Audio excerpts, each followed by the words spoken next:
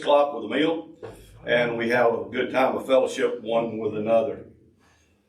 I want to welcome you to Renew Recovery, where the doors swing open wide no matter who you are.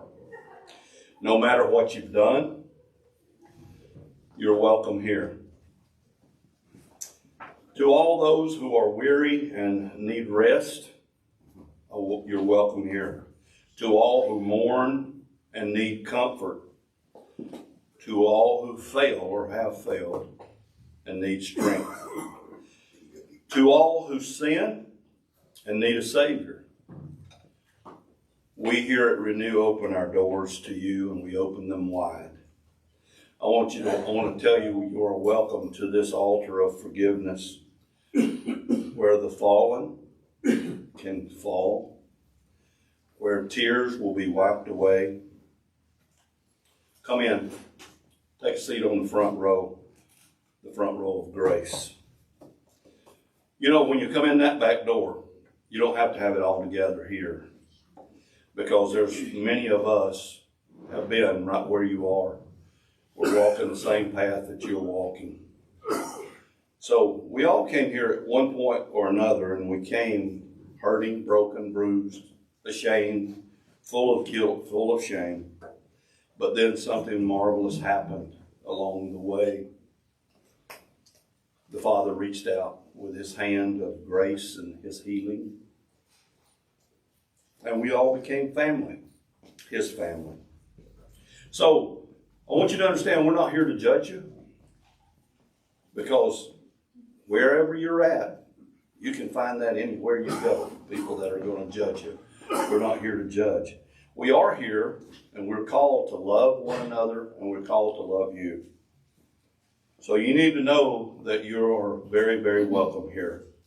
And I want you to understand, whether you're here in person or you're here online, I'm so glad that you've joined us. Thank you for being with us tonight. I hope that you will be touched by the words that are said.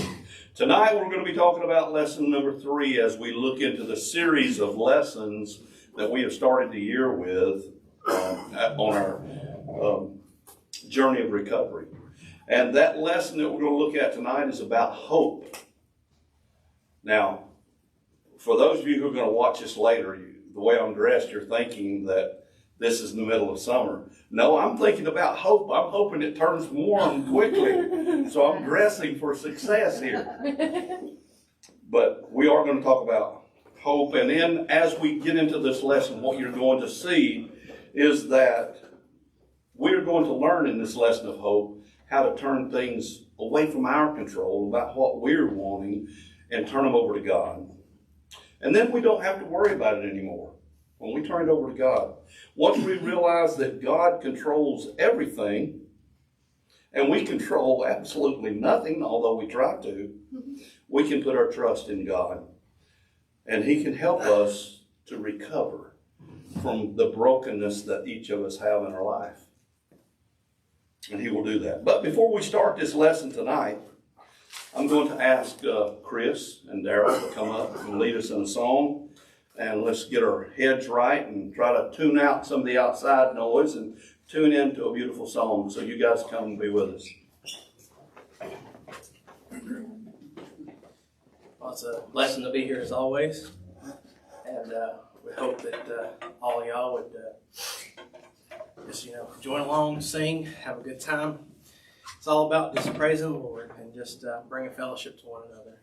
So, if you folks watching online, if you're with the IRS or FBI, this is Daryl Collins and I'm Chris Franks. And that's my brother Chris. Y'all know. So good to be here tonight. Roger, you're wearing the Hawaiian shirt. It's going to be 80 degrees Thursday. So have your shorts on Thursday. Yeah, dead serious. Yeah. See, it's working. It's working. All right. Y'all staying with us tonight. This is a chorus that became a standard, if you will, praise music here a few years ago, and one of our favorites. We hadn't done it in a while, so Chris drug it out of the excerpts, and here we go. Oh yeah.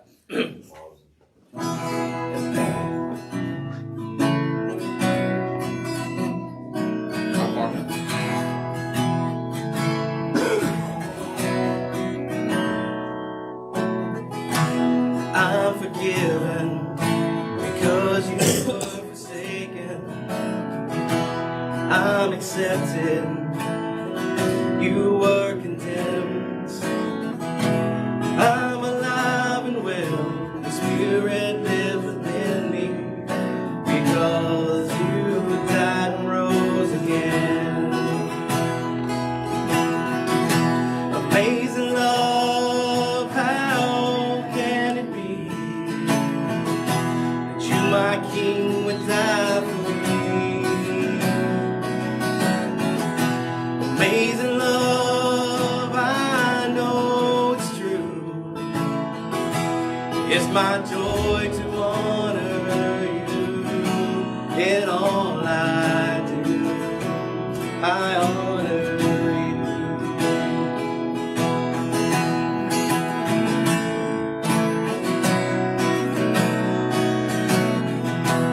I'm forgiven because you were forsaken. I'm accepted, you were condemned. I'm alive and well, the Spirit lives within me because you died and rose again. Amazing love, how can it be that you, my King, would die for me? Amazing love, I know it's true. It's my joy to honor you in all I do. I honor you in all I do. I honor you. You are my King. You are my King. Jesus, you are my King. Jesus, you are my King. Amazing love, how can it be that you, my King, would die for me? Amazing love, I know it's true. It's my joy to honor you in all I do. I honor you in all I do. I honor you. Jesus, you are my King. Jesus, you are my King. Jesus, you are my King. Jesus, you are my King. Thank you, everyone.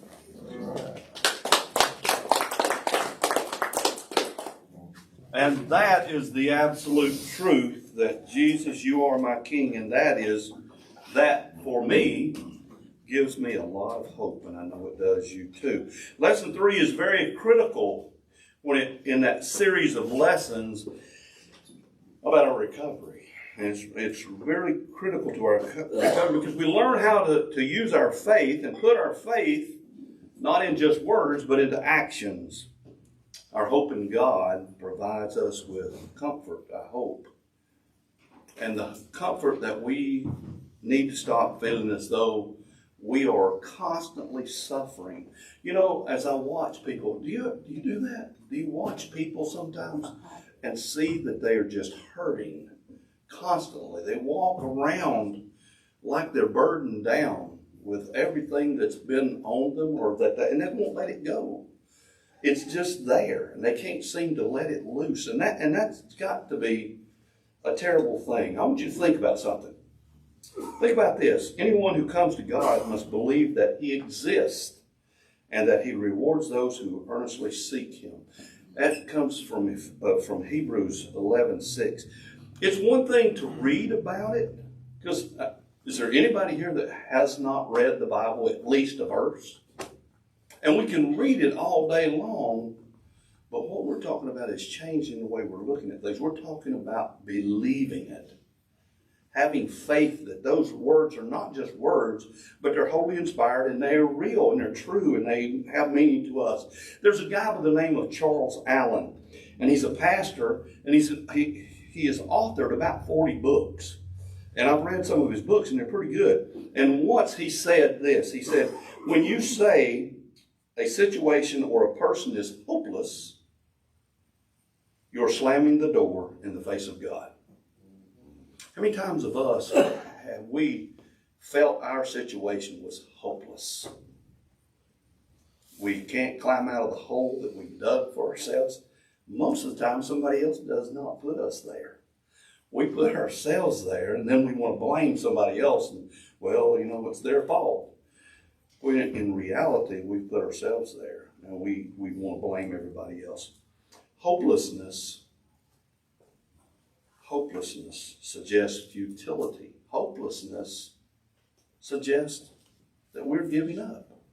And I don't think any of us want to give up. I think that all of us want a better life than we have been living or that we are living. And we have to look to something to give us that hope that that can happen and it will happen. But when we do that, hope involves believing and even anticipating. That's what I'm doing in church. I had no idea, Daryl. I had no idea that it was supposed to be what'd you say, 70, 80? I may wear this all next winter. That's right. We may have a heat spell going on. I had no idea, but I'm anticipating. See, I wore this in jest. But then it makes me wonder. When we anticipate, when we want something, do we want it bad enough to believe that it can happen and it will happen? And I think that's what hope is all about. Hope involves believing and anticipating something is going to be better. Hope is looking forward to something. In the first principle that we did a couple of weeks ago, we dealt with being powerless.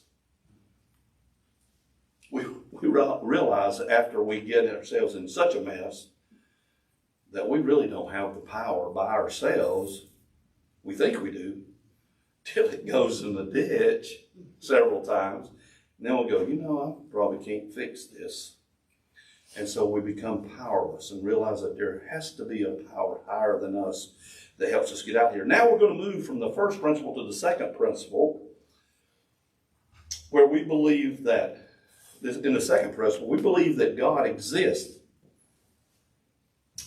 that we are extremely important to Him, and that we are able to receive God's power, that He will give us the power to help us recover from our brokenness, from our problems, from our pain, from our hurt, from our guilt, from our shame. He's the one that can help us. It is in the second step where we find hope. We're going to find hope. Now, we work in a program that we go 8 principles, 12 steps. And step 2 goes along with principle 1. And it talks about change. It talks about change in a way that only someone greater than us can help us to do, help us to achieve. Step 2 is about change. What kind of change? Change of our mindset, the way we think. In step 2, we came to believe that there's someone greater and more powerful than us, and that He can restore us to a place where we can think and we can behave in a normal, if there is such a thing as normal, and a rational way, in a rational manner. This next part is important because I don't think we talk enough about it. We certainly won't admit it. But I believe that God can help restore us to a place where we have sound emotional and mental health. And we won't talk about that a lot. That's that thing we put in the closet a lot, and we don't want to talk about it. Let's look for a few minutes, if we can, to this word of hope. We use acronyms and acrostics, where we take the letter of a word and we break it down and see kind of what it means. And that first letter, H, it stands for higher power. And as I said earlier, we work in principles and steps. And in working the 12 steps of recovery, we have to keep the faith. First, we got to get the faith, and we got to accept the faith, and then we got to keep the faith. Because you know, and I know, and you know out there, recovery is not easy. Let's say you accept Christ as your higher power. From that point on, everything is not always doesn't come up roses. There's still things going to happen in your life. There's still going to be turmoils. There's still going to be pitfalls. There's still going to be people that steal your ladder and put grease all over it. I'm laughing at a story we had before we went on the air. People are going to take your toys and mess them up. It's just going to happen. But when we look at higher power, that means that we've got to believe that there is, all caps, is a path to healing. That there is one that can restore us to a right way of thinking and a right way of acting. When you're around recovery, as long as I have, and as little as some of you have been, you hear the word higher power a lot. So, what is this? Who is this higher power? I can't speak for you, but I can speak for me. My higher power has a name, and his name is Jesus Christ. That's my higher power. And you know what? My higher power, he's kind of jealous. Because he wants and requires conversation with me. Two-way, him to me, me to him. He wants to have contact with me, not once a month, not like recovery is sometimes once a week. He wants to have a day-to-day, hands-on, moment-to-moment relationship. He can do for me, and he can do for you what you never thought possible. The things you've tried to do that you can't do, but he will and he can do that. Everything comes from God alone. Everything lives by his power. That comes in Romans 11:36. Everything comes from God alone. He is the creator of all things. There's nothing that's been created that he did not create. In the past, you may have believed, I touched on this just briefly a moment ago, and at some point in your past, you may have believed in Jesus' existence. You may have heard those stories. We grew up and go to church. A lot of you, as you were young, you heard those Bible stories. And you may have heard about this guy named Jesus, and you may have gone, well, that's a pretty good story. You may even have attended church. For those of you who have not, please, find a church. It's a beautiful thing. And if you don't have a church, come here. Come here. Come right here. Because what's a beautiful thing is that one of my friends told me a long time ago, and I hadn't thought about this till he did, that Renew has become his place for church, where he comes to meet God. And that's okay too, because let me tell you something. You need to understand this. This may be news to some of you, but God does not live in that building alone. Amen. The brick and mortar, you don't have to just go there to have that conversation with God. You can do that anywhere. You can do that over on the sales lot. You can do that down at work. You can do that up on the side of the house, painting. You know, you can do that anywhere you are. You just got to believe it. One of the things we've got to understand is that that was a story, but it is absolutely real. The kind of belief that we're talking about requires us to seriously consider who this Jesus was and who he is for us today. He's as real today as he was 2,000 years ago when he walked on the earth just like us. It requires us to understand, if we're going to accept him, it requires us to understand and accept our relationship with him and his with us. And we have to understand his holiness. We have to accept by faith that he's the only way. Now, I'm not going to cut people down for having their higher power.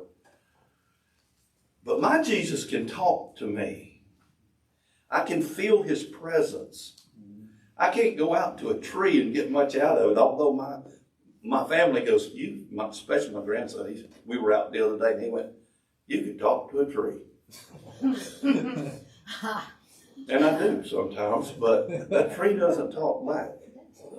I want something that can. The next area of our life that we need to consider as we look at hope is, well, let me read you that. My grace is enough for you. For where there is weakness, you ever felt weak? Oh, yeah. Felt like you couldn't do it, couldn't get it done? Yeah, my power is shown to be more completely, it is complete.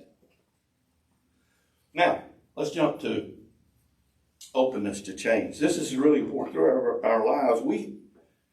I can't speak for you. I can speak for me, however, and my whole life, not always have I been open to change. In fact, I don't particularly like change. I hear you. And the older I get, unfortunately, I hear that's kind of the way it's going to continue. That as I become more seasoned, I'm not going to like change. I'll like it even less. But we have to be openness to change if we want to change the way we are walking, the way we're talking, the way we're acting, what we've been. We have to be open to change that and let a power higher than us to change that. It's important. Why do we not change? Well, truth of the matter is we're afraid. We're afraid to change. We become so comfortable where we are and get in such a rut. No matter how bad it is, it's what we're used to. And we want to stay there in that comfort zone. No matter if it's beating us up. No matter if it's like a tank running over us every day. That's where we're used to. And so we tend to stay in there. In our desperation, in our heartache, in our hurt. And the bad part of it is, for a lot of us, we don't think we deserve any better. We feel like we're not worthy to change. But you are. You are. Another thing we need to be open to, it kind of goes along with change, is we need to be open to the understanding that our past, although it might be bad, we can learn from it. And it can shape us. And it can shape us for the better. The trials, the tribulations that each one of us have gone through and continue to go through can not only help us to see what we shouldn't be doing, but it can help other people to also see.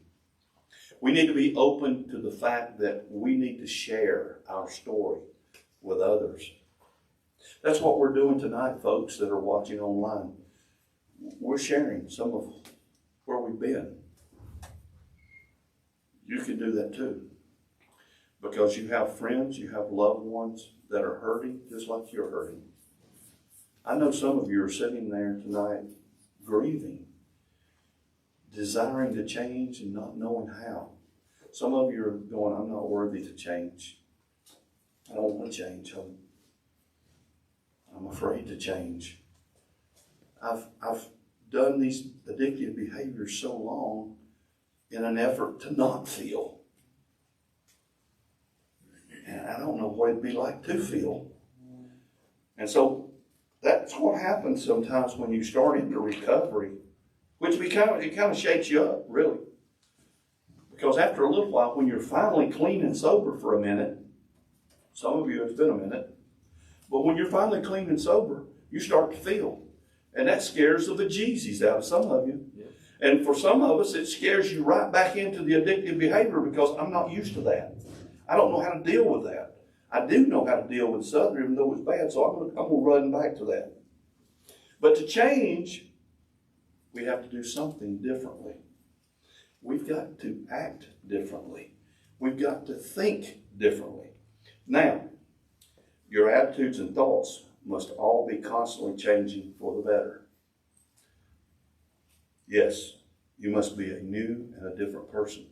Guys, we can't do the things that we're doing the same way over and over and over and expect a different outcome. That's insanity. And some of us have been really crazy. Yeah. Yeah, I saw that hand. I get it. But for us to change, we've got to do something different. We've got to understand that. And sometimes here's the whole deal about recovery. You may be sitting here on your couch. You may be somebody here tonight. But the beautiful thing about it is this: you do not have to do it alone. In fact, you should not do it alone. Have somebody walk along with you. This is really important. We can hope for many things. And we do. We hope for many things. We hope that there's a higher power. We hope that we are open to change. But we've got to find something else. We must find the power to change. And that's kind of what the whole thrust of tonight is. We have to, in the past, we may have even wanted to change. How many times, you don't yell out the answer to this, but how many times, you can think about it, if you can count that high, how many times have you laid there when your eyes woke up and go, I don't live like this anymore. I'm so tired of this. I'm so tired of being tired. I'm sick of being sick. I need to change, but I don't know how. But there is a higher power, and we can. We may have wanted to change, but we couldn't. We couldn't free ourselves from the habits. We couldn't free ourselves from the hurts. We couldn't free ourselves from the compulsive behaviors that we had. We couldn't free ourselves from the stupid decisions that we made. May ought to put that in the present tense. The stupid decisions that we make on the daily. But in principle, too, we come to understand that God's power can change us. And it can change our situation. It can change where we are in our life. How do we know that? Well, in Philippians 4:13, it tells us, "For I can do everything God asks me to with the help of Christ, who gives me strength and the power." So right there, that tells me that I don't have to do it alone. Well, how do I do that? So how do I know what to do next? Well, who do I ask? That tells us there. And it says here, lead me, teach me, for you are the God who gives me salvation. I have no, what? Hope, except in you. That's where our hope is in God. So if you don't know how to change, ask.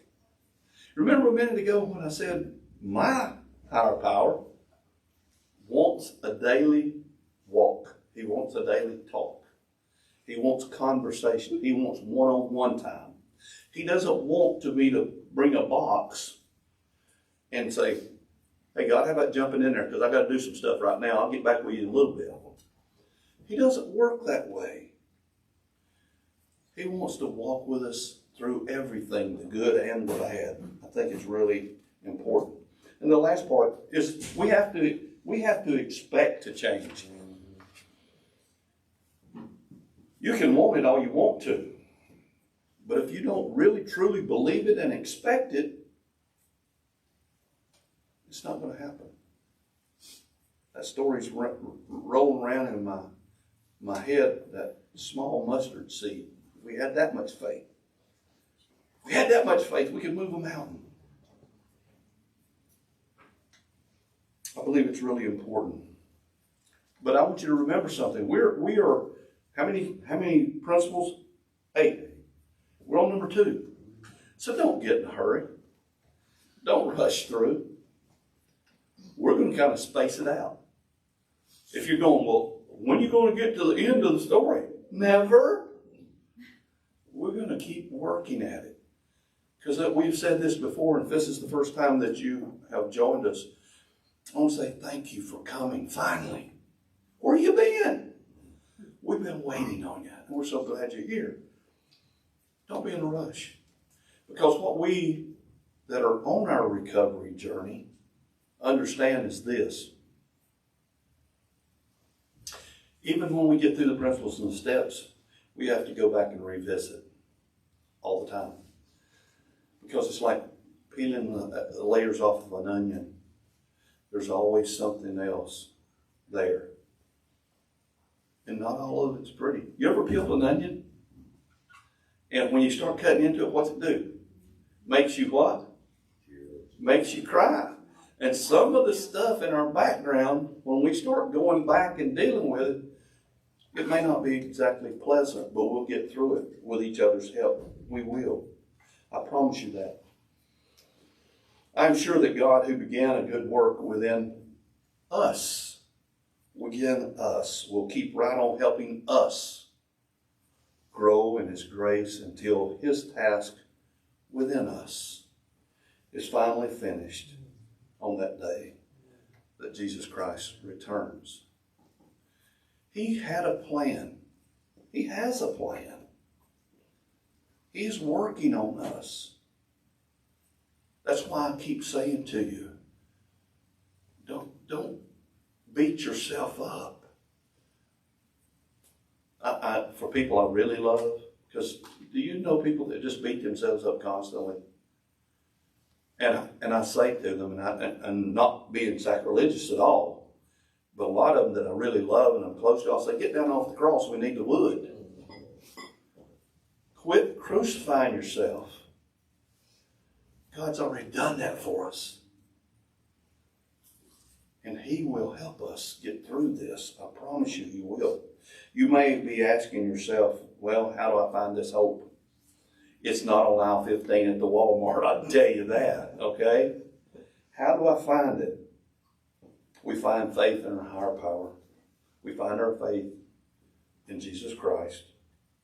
And that brings up a whole new word, which we're not going to get into depth on tonight, which is faith. Faith. Having faith can be a very challenging topic to think about. Because both the idea of faith and the idea of God, that's really big ideas. That's huge. That's like, how do you explain that? How can you explain God? Well, do we have several lifetimes? And even at our best, our finite mind cannot explain how infinite He is and His grace. But Scripture tells us this in Hebrews 11:1. Now faith is being sure, absolutely sure, of what we hope for. There's that word again. Faith is being absolutely sure of what we hope for and certain for the things that we don't see. We don't have to see it. We can hope for it and have faith that it will happen. I think each of us hope for certain things to happen in our life. We hope for certain things to happen in the lives of those that we love. Maybe our family, maybe our friends, maybe somebody here tonight is watching that is hurting, that has a loved one, family member, that just can't seem to get it together. And if that's the case, then I want to make sure that you let them know. Share this on your Facebook page, on Renew Recovery Community, our page, so that they can watch this, that they can comment, because we've got a whole boatload of people here that are willing to reach out. All they've got to do is just reach out. And I know they're afraid. They're embarrassed. I was talking to a sweet lady yesterday that was hurting so badly for her son and her grandson. She said, I want him to come, but he's ashamed. And I'm thinking of my life, and some of you are thinking of your life. What you think he's ashamed, what do you think I've been? None of us are perfect. None of us know how to fix it. We can't. Only one can do that. But we can help guide you to that and through the struggles, and we cannot tell you how to do it, but we can tell you what we've been through and share our hurt and our pain, and maybe that will help you. We got in our hopes that we all have, we have to have the faith that those will be possible.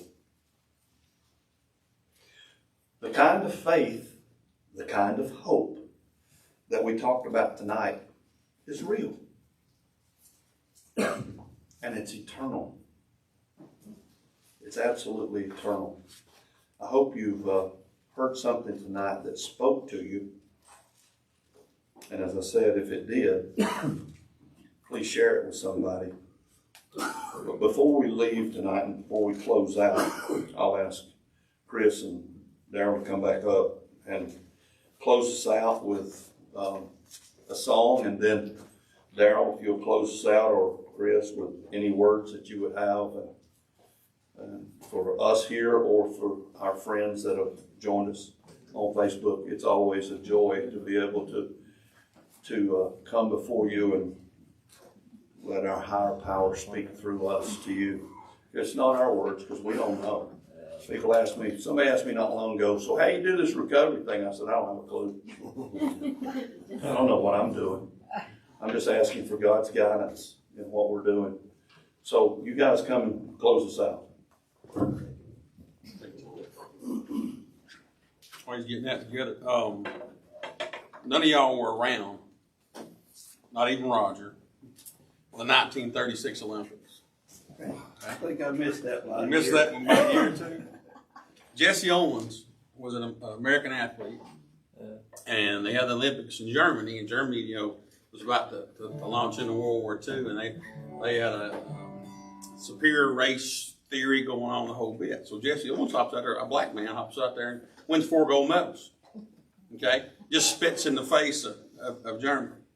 There was another athlete on the 1936 Olympic team named Louis Zamperini. You ever heard that name? Louis Zamperini. He qualified for the Olympic track team. He was actually on one of the teams that he did not win a gold medal, but he was there. And in 1941, when the World War II broke out with the United States, he went and signed up, became a bombardier on a B-24. And in May of 1943, they were on a search and recovery mission 850 miles off the coast of Oahu, and a plane went down. And he and 2 other men climbed into a makeshift raft. They actually had 2 small rafts they put together. And for 47 days, all they drank was rainwater. They ate what birds they could catch and what fish they could catch. And one of the 3 men actually died on day 33. And as they pushed his body, they wrapped it up, pushed it over board of the raft, Louis looked at his boatmate and he said, he died because he gave up hope.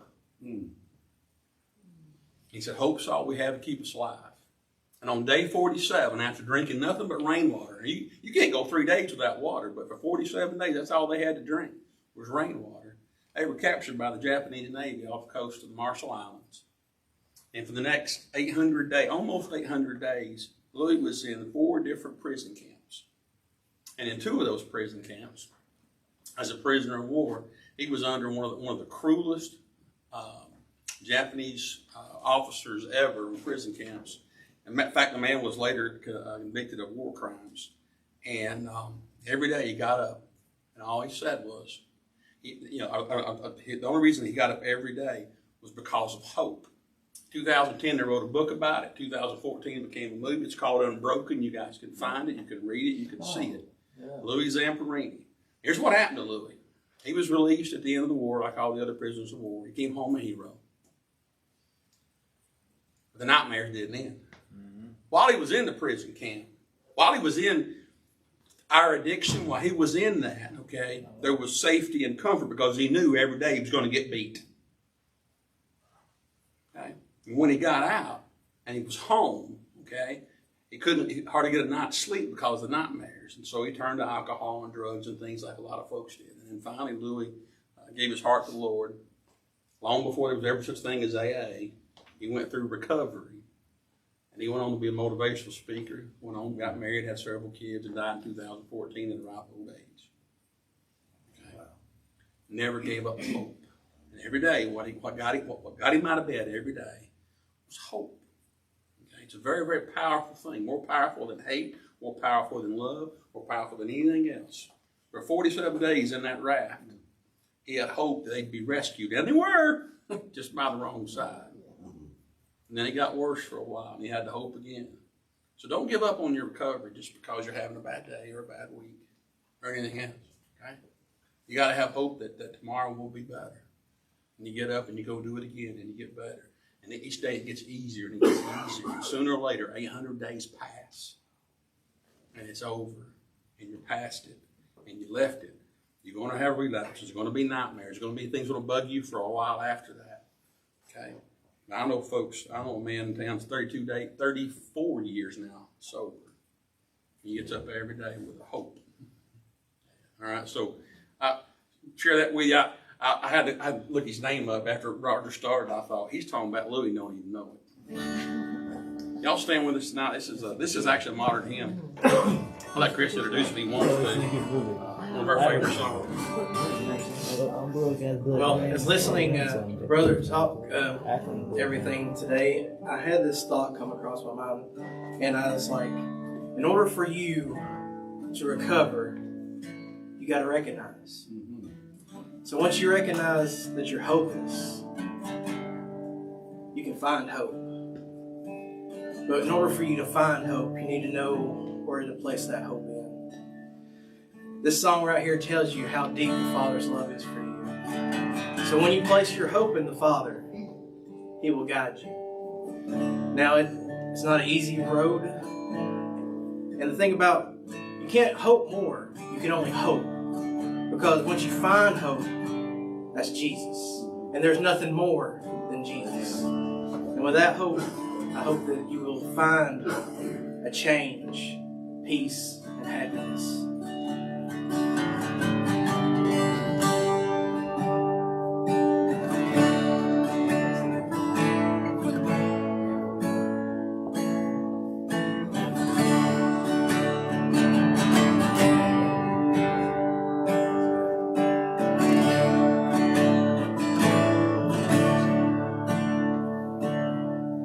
How deep the Father's love for us, how vast beyond no measure, that He would give His only Son to make a wretch His treasure. How great the pain of searing loss, the Father turned His face away, as wounds which mar the chosen one bring many sons to glory.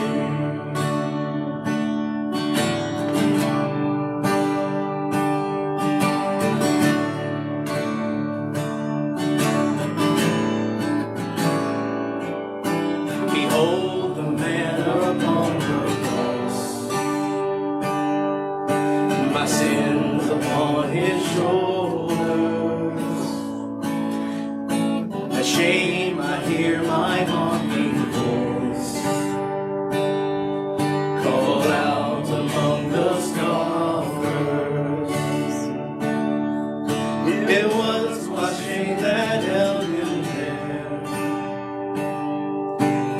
until it was accomplished. His dying breath has brought me life. I know that it is finished.